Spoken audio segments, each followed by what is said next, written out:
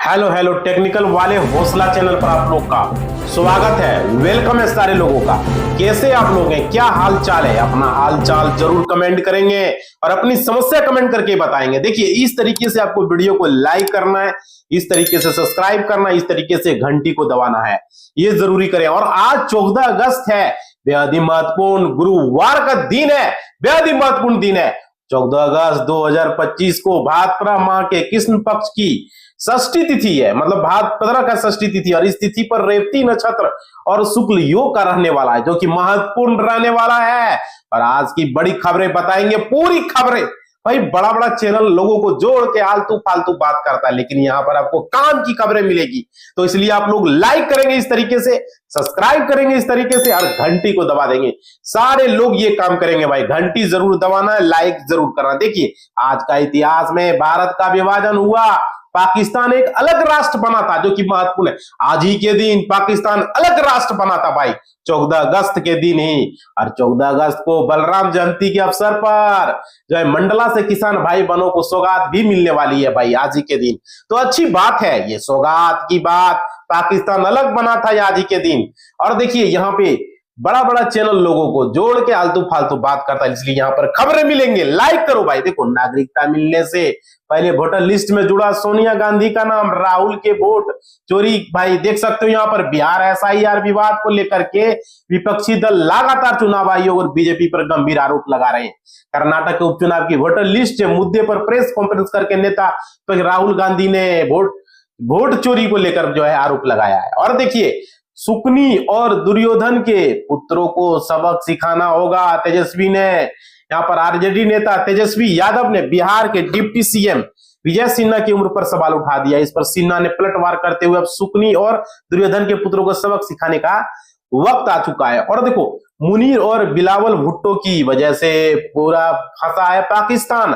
अब इस चीज के लिए भारत के सामने गिड़गिड़ाने लगा है पाक, और लगाई है गुहार भाई। देख सकते हो, पाकिस्तान सिंधु जल संधि को बहाल करने के लिए भारत से गिड़ा रहा है।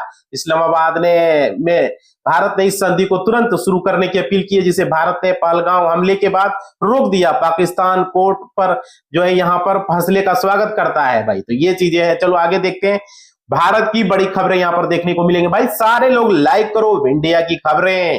देखो, ये 3 वजह है यहाँ पर भारी। इंट्राडे में हाई से 8% टूट गया एनएसडीएल का शेयर भाई। देख सकते हो, एनएसडीएल का 8% टूटा है शेयर। और लिस्टिंग के बाद आईपीओ निवेशकों को ताबड़तोड़ स्पीड से रिटर्न मिलने वाले नेशनल सिक्योरिटी डिपॉजिट लिमिटेड के शेयर आज धड़ाम हो गए। जून के तिमाही के नतीजे के आने के बाद ही मार्केट खुलते एक बार फिर जो है धड़ाम से इंट्राडे में 8% से अधिक टूट गया है।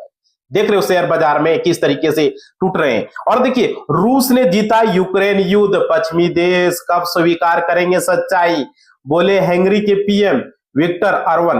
तो यहां पर देख सकते हो, यहां पर हंगरी के प्रधानमंत्री विक्टर ऑर्बन ने कहा कि रूस ने यूक्रेन युद्ध जीत लिया है और यूक्रेन हार चुका है। ऑर्बन ने कहा कि अब ये देखना होगा कि पश्चिमी देश इस सच्चाई को कब और किन परिस्थितियों में स्वीकार करते हैं।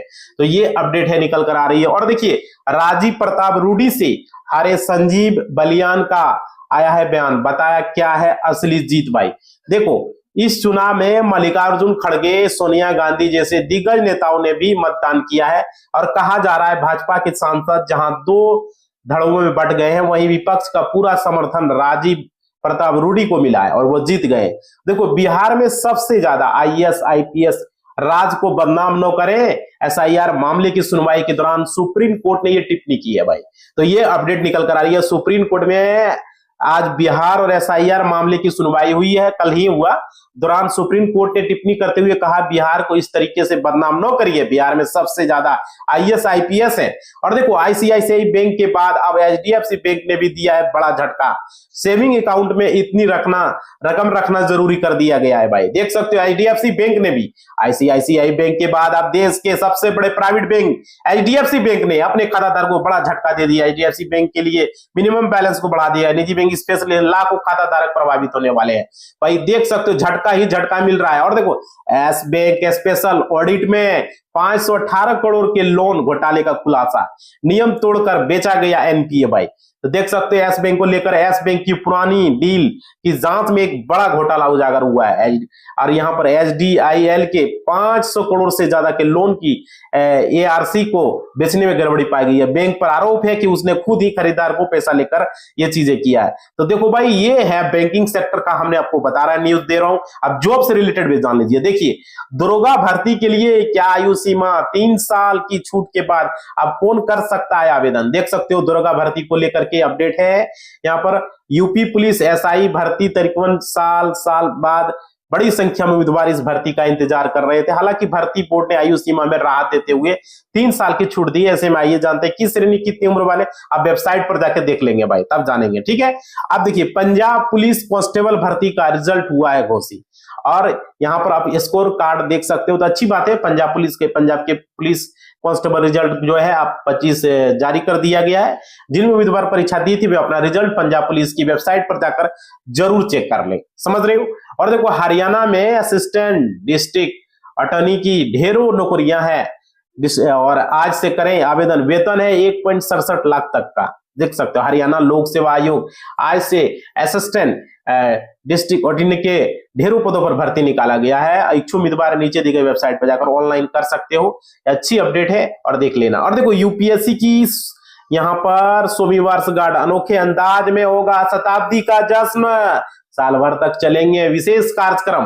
देखो संघ लोक सेवा आयोग का यूपीएससी 1 अक्टूबर 2025 से 1 अक्टूबर 2026 तक अपनी शताब्दी वर्षगांठ मनाएगा। इस दौरान स्मारक लोग नई पहल और सुधार करेंगे यूपीएससी की स्थापना को लेकर के। तो अच्छी अपडेट है। और चलिए एसआई भर्ती के लिए पंजीकरण शुल्क 11 सितंबर तक करें आवेदन।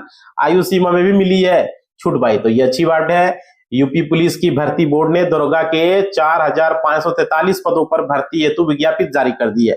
इसके साथ ही पंजीकरण प्रक्रिया भी शुरू हो गई। उम्मीदवार 11 सितंबर तक आवेदन कर सकते हैं। और देखो जन्माष्टमी पर उत्तराखंड में चलेगी मेमो स्पेशल ट्रेनें। देखे पूरा शेड्यूल भाई, तो जन्माष्टमी पर यह चलने वाली है, ये चलाया जाएगा, झारखंड में चलेंगे। जन्माष्टमी के दौरान यात्रियों की अतिरिक्त भीड़ को ध्यान में रखते हुए स्पेशल ट्रेन चलाने का निर्णय लिया गया। देवघर और सुल्तानगंज के बीच एक मेमो स्पेशल ट्रेन चलाने को तथा यहाँ पर जमालपुर देवघर जमालपुर शताब्दी साप्ताहिक पैसेंजर स्पेशल जो देवघर गोड्डा देवघर साप्ताहिक पैसेंजर ट्रेन का परिचालन उनके मौजूद ठहरा। चलिए आगे खबरों को देखेंगे भाई। अब तक लाइक नहीं किया भाई, लाइक करो, सब्सक्राइब नहीं किया सब्सक्राइब करो, और घंटी को नहीं दबाए तो दबा के ऑल के निशान पर क्लिक करो। रिक्वेस्ट है आप लोगों से, कृपया लाइक घंटी को दबाए जरूर करें भाई। चैनल को सपोर्ट करना चाहते हो तो ये काम करें। देखो 14 अगस्त को लिस्टिंग पर मुनाफा या घाटा क्या है, हिंट दे रहा है जीएनपी भाई। देखो 14 अगस्त को यहां पर कंपनी के प्रमोटर ने सज्जन जिंदल, पाट जिंदल, संगीता जिंदल, आदर्श एडवाइजरी सर्विसेज प्रोवाइडेड लिमिटेड, सज्जन जिंदल फैमिली ट्रस्ट शामिल है। कंपनी वित्त वर्ष में देख सकते हो कितना करोड़ है, 6166 करोड़। और वित्तीय वर्ष को अब देखो यूपीआई से पैसे मांगने की रिक्वेस्ट नहीं भेज सकेंगे। एनपीसीआई ने 1 अक्टूबर से P2P कलेक्ट रिक्वेस्ट बंद करने को कहा है फ्रॉड को रोकने के लिए। National payment corporation of India यानी कि एनपीसीआई ने 1 अक्टूबर 2025 से यूपीआई में P2P जो है यानी कि कलेक्ट रिक्वेस्ट को पूरी तरीके से बंद करने का निर्देश दे। इसका मतलब है अब कोई भी व्यक्ति किसी दूसरे को यूपीआई से रिक्वेस्ट नहीं भेज पाएगा। और देखो यूपीआई का महा रिकॉर्ड, अमेरिका की आबादी से ज्यादा एक दिन में ट्रांजैक्शन, लगाई 114% की छलांग भाई। देख सकते हो यूपीआई पेमेंट में लगातार तेजी जारी है। यूपीआई के ट्रांजैक्शन को बढ़ावा देने की सरकार की कोशिश है। अगर आंकड़े देखें तो भारत में यूपीआई ट्रांजैक्शन एक दिन में अमेरिका की आबादी से दुगुना का लेन देन किया। अमेरिका की आबादी लगभग 341.2 मिलियन है। और देखो बिहार में बाढ़ से 15 लाख से अधिक लोग प्रभावित, कई बेघर हुए। सीएम नीतीश ने की है हाई लेवल मीटिंग भाई। बिहार में लगातार बारिश के कारण गंगा समेत कई नदियां जो है खतरे के लाल निशान से ऊपर आ चुकी है। दियरा समेत कई इलाकों में बाढ़ के पानी में 15 लाख से अधिक लोग प्रभावित है, कई लोग बेघर हो चुके हैं। नीतीश सरकार ने लोगों से अलर्ट रहने की अपील की है। और देखो भागलपुर में 32,814 लोगों को सुरक्षित निकाला गया है। सीएम नीतीश ने बाढ़ राहत कार्य की समीक्षा की है भाई। तो ये अच्छी अपडेट। जिलाधिकारी डॉक्टर नवल किशोर चौधरी ने बताया कि जिले के 12 प्रखंडों में 85 पंचायतों में लगभग 6 लाख लोग प्रभावित हैं। 8 अगस्त से सामुदायिक रसोई प्रारंभ की गई और बुधवार तक 186 सामुदायिक रसोइयां संचालित हो रही है। जहां ये अपडेट है भाई। चलो आगे देखते हैं। जेपी सेनानियों का पेंशन दुगुना, सीएम नीतीश ने 30 प्रस्तावों पर लगाई है मोहर भाई। देख सकते हो, ये अच्छी अपडेट है सीएम नीतीश के द्वारा। कल की कैबिनेट की बैठक काफी महत्वपूर्ण रही है। सरकार के कई प्रस्तावों पर स्वीकृति दी गई है। इसमें जेपी सेनानी के पेंशन की राशि को दोगुना करने का निर्णय लिया गया। अपर मुख्य सचिव एस सिद्धार्थ सारी बातों को उन्होंने स्पष्ट किया है सिद्धार्थ ने। और देखो 15 अगस्त को तो बैंक में छुट्टी है। जन्माष्टमी पर क्या खुलेगा ब्रांच? देखो भाई, यह बैंक बंद है 15 अगस्त के दिन। अगस्त का सप्ताह को छुट्टी देने वाला अगले शुक्रवार को 15 अगस्त यानी कि स्वतंत्रता दिवस है। यहाँ यह तो राष्ट्रीय अवकाश, इसलिए इस दिन बैंक का जो है बीमा समेत सभी दफ्तर बंद रहेंगे। लेकिन उसके अगले दिन जन्माष्टमी का त्योहार है भाई। तो लोगों का मन में है। देखो AU स्मॉल फाइनेंस बैंक ने दिल्ली NCR शुरू की गई नई पहल, व्यापारियों को सौगात है भाई। तो यहाँ पर अच्छी अपडेट है। AU स्मॉल फाइनेंस बैंक ने दिल्ली NCR में कारोबारी ग्राहकों के लिए विस्तार किया, जिसमें करोल बाग है, चांदनी चौक है, गुरुग्राम सोहना रोड पर नई शाखाएं खोली गई है। बैंक अब SMI व्यापारी और उद्यमियों को लेकर देखो दूसरे दिन 10 गुना से ज्यादा हुआ सब्सक्राइब। GNP में भी उछाल है। क्या आपको करना चाहिए? अप्लाई करना। देखो ग्रो हो गया, क्या बोलते हैं उसको, मोतीलाल ओसवाल हो गया, एंजल वन, ये सब से लोग IPO में अगर लगाना चाहते हो तो यहां से लगा सकते हो। और देखो इसका प्राइस बैंड देखो 96 रुपया से 102 रुपया प्रति शेयर है। और एक लोट में 144 शेयर है। निवेशकों को बोली लगाने के लिए कम से कम 14,600 देख सकते हो स्क्रीन पर, उतना आपको लगाना पड़ेगा।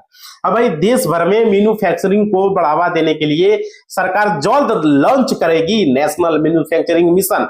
नेशनल मैन्युफैक्चरिंग मिशन में ऑटो कंपोनेंट और लेदर समेत करीब 15 सेक्टरों पर फोकस होगा। सूत्रों के मुताबिक इस मिशन के तहत क्लीन टेक्नोलॉजी वाले सेक्टर पर विशेष जोर होगा और इसमें भी चीजें रहेगी। और देखो देश का पहला AI यूनिकॉर्न जो है ला रहा है।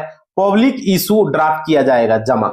और कितना होगा साइज भाई देख सकते हो। साल 2022 में इस स्टार्टअप की वैल्यूएशन जो है $1 अरब से अधिक हो गई। IPO के लिए Kotak Mahindra capital, Morgan Stanley India company, axis capital और गोल्ड। तो भाई ये चीजें। और देखो इनकम 12 लाख तक का जो है नई रिजीम में सैलरीड टैक्स पेयर्स को हो सकता है नुकसान भाई। देख सकते हो इनकम टैक्स की नई रिजीम इस्तेमाल में आसान है। इसमें इन्वेस्टर प्रूफ देने की जरूरत नहीं पड़ती। इनकम टैक्स रिटर्न फाइल करने में भी गलती होने की संभावना कम होता है। हालांकि इसमें ज्यादातर डिडक्शन और एक्सपेंशन नहीं मिलते हैं भाई। तो यहाँ पर ये